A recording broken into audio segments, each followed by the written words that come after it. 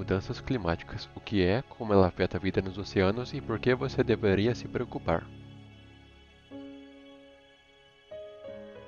Sei que você já cansou de ouvir falar no aquecimento global, efeito estufa, emissões de gás carbônico, mas o conceito de mudanças climáticas provavelmente é novo. Então vou lhe explicar o que é. Segundo a ONU, mudança climática se refere a transformações de longo prazo nos padrões de temperatura e clima. Essas alterações podem ser naturais, mas há mais e mais evidências de que as atividades humanas têm sido a principal responsável pela causa das mudanças climáticas, principalmente por causa da queima de combustíveis fósseis, como carvão, petróleo e gás, que produzem gases e retêm calor.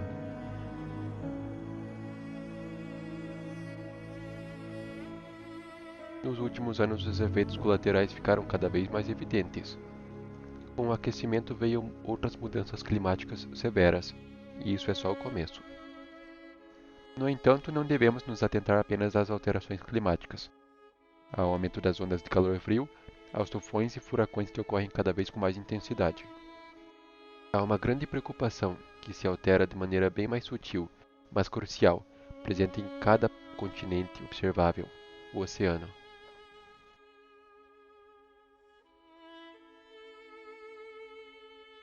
O oceano tem uma qualidade inerente que mascara essa alteração. Ele é imenso e interligado, e isso dilui todos os efeitos, tornando-os bem mais lento no desenvolvimento, e as consequências mais graves. A maioria dos animais marinhos, como peixes, estrela do mar, lesmas do mar e outros invertebrados, são peciliotérmicos, isto é, sua temperatura corporal e metabolismo varia de acordo com o ambiente.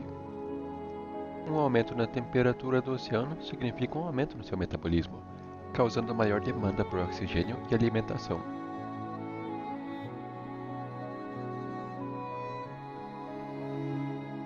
Em casos mais graves, pode causar uma disfunção no funcionamento do organismo.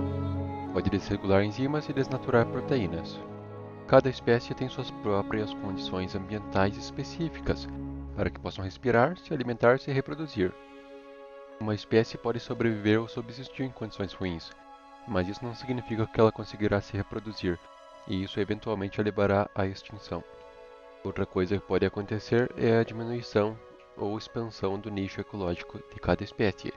O animal que vive em águas geladas tenderá a recuar para locais ainda mais gelados, que ficarão cada vez mais raros, enquanto o animal que se dá bem em água quente vai se disseminar e acabar causando um desequilíbrio ecológico muito grande.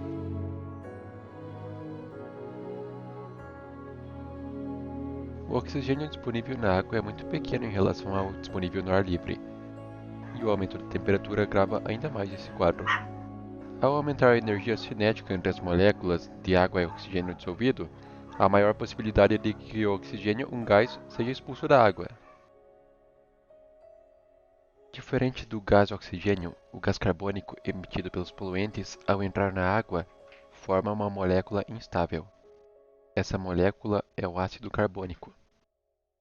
Ela libera um íon de hidrogênio, que aumenta a acidificação dos oceanos, causando a dissolução das estruturas orgânicas de muitos animais que usam carapaças e conchas. Espalham muita desinformação por aí.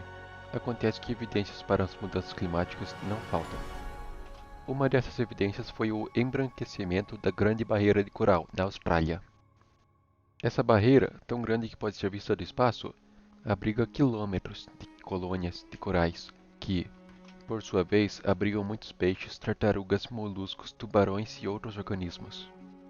Os corais são colônias de organismos quinidários, semelhante às águas-vivas, porém sésseis, que nascem e crescem presos ao substrato. Eles costumam fazer simbiose com outros organismos, conhecidos como zoochantelas, protozoários capazes de fazer fotossíntese. Quando a temperatura aumenta muito, o estresse térmico faz com que os corais expulsem os parceiros simbiontes, e isso eventualmente os leva à morte por inanição. Falar em mudanças climáticas, apesar de ser um conceito mais correto e concreto, parece muito mais leve do que falar em aquecimento global, mas não deixa de ser um perigo. Irrefreável e destemida, as consequências podem tardar, mas irão chegar, e tudo o que podemos fazer é remediar. Enquanto isso, precisamos conhecer os impactos e pensar em estratégias para acomodar as mudanças na fauna e flora que estão ocorrendo. Afinal, o mundo não é nosso, mas moramos nele e usamos de diversos processos ecológicos em nossas pescas, plantações, geração de energia e entre outros.